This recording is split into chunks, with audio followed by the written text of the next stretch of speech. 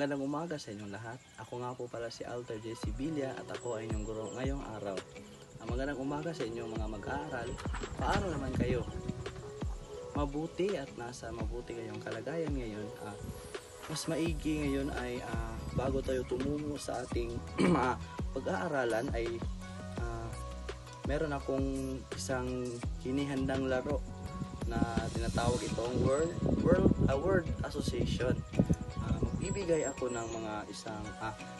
ako ng isang salita at sasabihin nyo kung anong unang salita ang maisip nyo kaugnay nito. Handa na ba kayo? Mabuti at handa kayo sa aking ipinapagawang pagpapalaro na kaugnay sa ating itatalakay. Ang unang salita ay wika. Ano ang unang naisip nyo? Sumagi sa inyong isipan kung ano ang narinig nyo sa salitang wika. Mabuti dahil ang ilan ay sumagot ng mga pagsasalita, komunikasyon at marami pang iba. Magaling. Ngayon ay tatalakayin natin kung ano nga ba ang wika at iba't ibang antas nito. Sa paglalahad, ang guro ay ako bilang isang guro, isang sistema ng mga tunog ng mga salita at mga gramatikong ginagamit ng mga komunikasyon. Ito ay napakahalaga sa ating pang-araw-araw na pamumuhay o sa ating buhay. Ngayon, ipapakita ko sa inyo ang isang presentasyon tungkol sa wika at ibang antas nito. Ang wika ay maaaring mahahati sa iba't ibang antas. Ang mga antas na ito ay ang formal at di formal. Makikita nyo naman sa likod. Ito ang formal na wika at informal na wika. Sa formal na wika ay ang pambansa. Ito ang wikang ginagamit sa pamahalaan, edukasyon, at iba pang opisyal na komunikasyon. Halimbawa nito, ang Pilipino at Ingles sa Pilipinas, sa bansa. Ang pangalawa naman ay ang pampanitikan. Hindi naman to lingid sa atin na ang pampanitikan dahil ito ay tinalakay noong tayo ay nasa second year of first year. Pampanitikan, ito ang pinakamataas na antas ng wika na karaniwang ginagamit sa mga akdang pampanitikan. Malikhain at masining ang paggamit ng mga salita dito. At ang halimbawa nito ay ang mga tula, nobela, mga sanaysay at iba pang mga halimbawa nito. At sa informal naman na wika ay ang lalawigan. Ito ang wikang ginagamit ng mga partikular na relihiyon o probinsya na may sariling mga salita o mga parirala. Ang mga lalawigan nito ay ang mga halimbawa nito ang Ilocano, Cebuano, yun. At ang ikalawa naman ay ang kolokyal. Ang kolokyal naman ay ito ang wikang ginamit sa pang-araw-araw nating pakikipag-usap na karaniwang magtataglay ng pinaikling salita. Halimbawa ng pre, pare, ganyan. Meron, mayroon, atsibog o kain. At ang balbal, ang ikatatlo. Balbal, ito ang pinaka dinamikong antas ng wika. Tinatawag ding salitang kanto o salitang kalye. Ito ay nagbabago at nagkakaroon ng bagong kahulugan ayon sa panahon. At halimbawa nito ay ang mga gaya ng napauso ito nung si Mayor sa Manila, si Isko, yung tawag nito, yung chorba, kahit mga ganyan. jowa, kasintahan, mga anak. Ang aking itatalakay ngayong umaga ay ang wika at mga antas ng wika. Kanina ay nabanggit ko ang 2 sa 4 na aking itatalakay patungkol sa wika at mga antas ng wika. Kanina ang nabanggit ko ang formal na wika at informal na wika.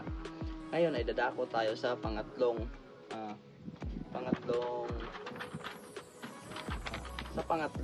ang espesyal na wika. Ano nga ba ang espesyal na wika? Dito nakapaloob ang jargon. Babasahin natin kung ano ang jargon.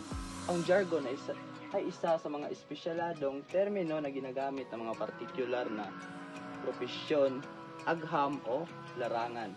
Ang halimbawa naman dito ay ang sa medisina, cardiomegaly o paglaki ng puso, sa batas na habeas corpus o karapatan ng isang tao na humaharap sa hukuman.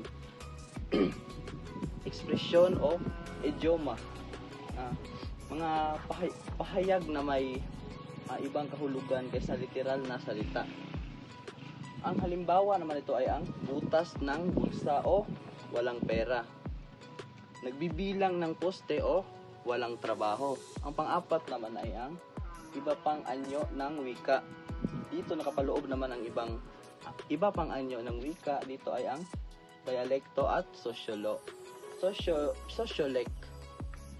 Sa dialekto ay iba't ibang bersyon ng wika na ginagamit sa iba't ibang rehiyon. Ang halimbawa naman dito ay ang Tagalog sa Batangas ay iba sa Tagalog sa Bulacan, gaya ng Bisaya sa Cebu at Bisaya dito sa atin sa Jensan, dahil sa Cebu ay malalim ang kanilang pagsasalita sa Bisaya. At ang sociolek naman ay ito ay wikang ginagamit na partikular ng grupo o lipunan na maaaring batay sa edad, kasarian o trabaho o estado ng iyong buhay. Ang halimbawa naman dito ay ang Bekemon, wika ng mga bakla, at Konyo na wika ng mga kabataang may kaya. At kanina nabanggit ko sa balbal, ito ang mga halimbawa pala. Magandang umaga po, Aling Maria. Pare, asan ka na? Yan po. Okay.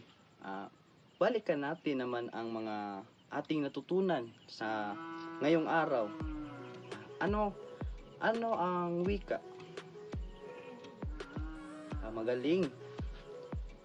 Sumagot kayo ng gramatika na ginagamit sa pangkomunikasyon. Ano naman ang iba't ibang antas ng wika? Magaling. Sumagot yung iba na kolokyal, balbal, at formal at di formal.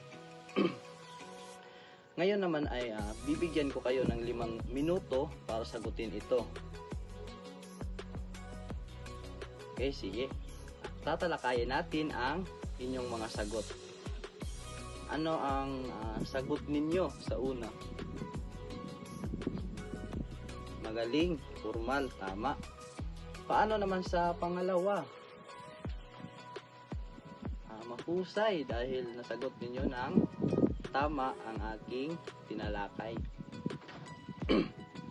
At bilang pangwakas, magbibigay ako ng isang maikling pagsusulit o para malaman ninyo kung gaano nyo maintindihan ang ating aralin. Ako ay magbibigay ng isang takdang aralin. Para naman sa inyong takdang aralin ay magsulat kayo ng isang sanaysay na may temang ang papel ng wika sa aking buhay gamit ang iba't ibang antas ng wika sa inyong sanaysay. Ipasa ito sa susunod na linggo sa ating pagkikita. At maraming salamat sa inyong aktibong pakikilahok dahil napansin ko na mas aktibo kayo ngayong araw, at dahil dyan ay magbibigay ako ng mga puntos at naitala ko na rin yung mga lumiban sa ating klase. At sa susunod na klase ay ating tatalakay naman ang secret. Paalam sa inyong lahat.